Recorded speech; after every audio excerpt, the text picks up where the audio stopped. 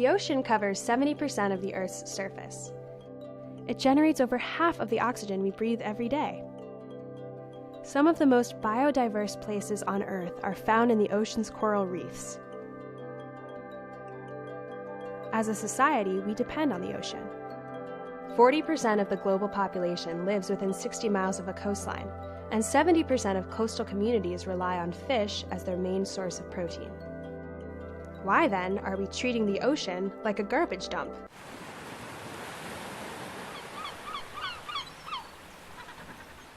Every year, more than 8 million tons of plastic wind up in the ocean.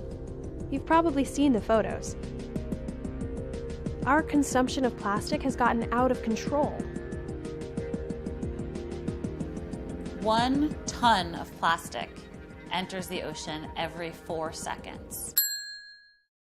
So you can only imagine how big an impact that would eventually have on the ocean. We're not talking about a bottle here and a Snickers wrapper there. It's just a barrage of plastic constantly entering our ecosystem. Plastic bags, bottles, utensils, wrappers, almost everything we use comes with a plastic companion. The biggest plastic offender is single-use plastic. This is the stuff that we use once, then throw away. Think about what you had for lunch today. Did you get takeout? What did you do with the plastic container when you were done? We are addicted to plastic. There's this weird dependence on having all these disposable products available all the time. And it's really changed the way that we go through the world and consume things. Americans use 500 million straws every day. We collectively use 100 billion plastic bags every year. Each bag is used for an average of 12 minutes before it gets sent to the landfill, where it takes 500 years to degrade. But how does this plastic get from here to here? There's a few different ways that plastic ends up in the ocean. One is just a lot of garbage cans are open, so things just blow out. That's more of a problem actually in places where there's not a lot of infrastructure for garbage collection. So in Southeast Asia, 20-30% of the plastic that they use can end up washing into the sea. But it's sort of ironic because the reason they don't have that infrastructure is because they didn't need it until now, when Western corporations have inundated their markets with all this disposable plastic materials. By 2050, it's predicted that the amount of plastic in the ocean will outweigh the amount of fish, and that poses a huge threat to wildlife. So how did we get here? Let's rewind. Plastic is an incredibly recent invention. Plastics will play as large a role in peace as they do in war. For today, plastics are changing the appearance of our everyday world.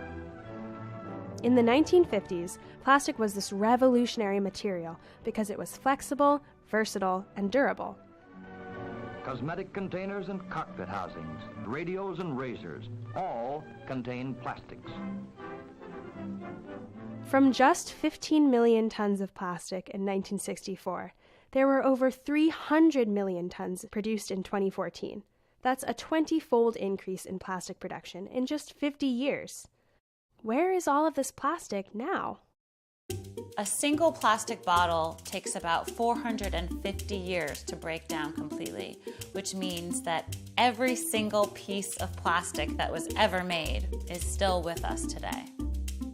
A plastic water bottle will break down from the salt and the sun and the water into tinier and tinier pieces, which scientists call microplastic.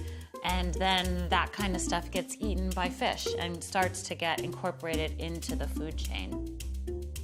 We don't want to be eating plastic, but when we eat fish that eat plastic, we're eating plastic. In 2014, 2 Belgian researchers concluded that the average European seafood consumer could be eating 11,000 microplastics every year. So when people think about the Pacific garbage patch, it's not like lots of water bottles that you can see. It's just a high density of really small pieces of plastic, which actually makes it a harder problem because you can't just scoop it up.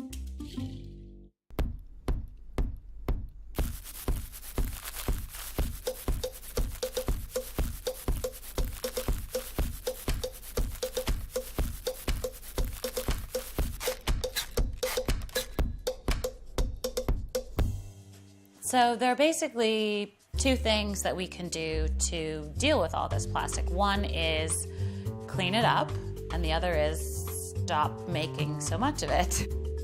There's a lot of organizations all over the world organizing beach cleanups, but they're gonna have to do beach cleanups forever if we keep producing all this trash. There's also efforts to collect trash before it enters the ocean, like Mr. Trash Wheel in Baltimore Harbor. What we really need to change is our culture of disposable plastic. Take a look at the plastic you use on a daily basis. How can you replace those plastic items with reusable alternatives?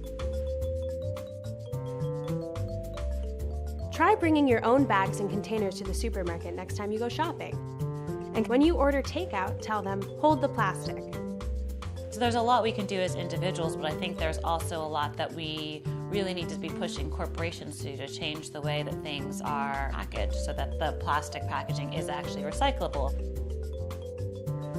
Governments also have a role to play in reducing plastic waste by placing taxes on plastic bags or banning them altogether. So we're seeing a lot of movement in the right direction, but we need a lot more and a lot faster. Plastic pollution is not the only crisis the ocean is facing.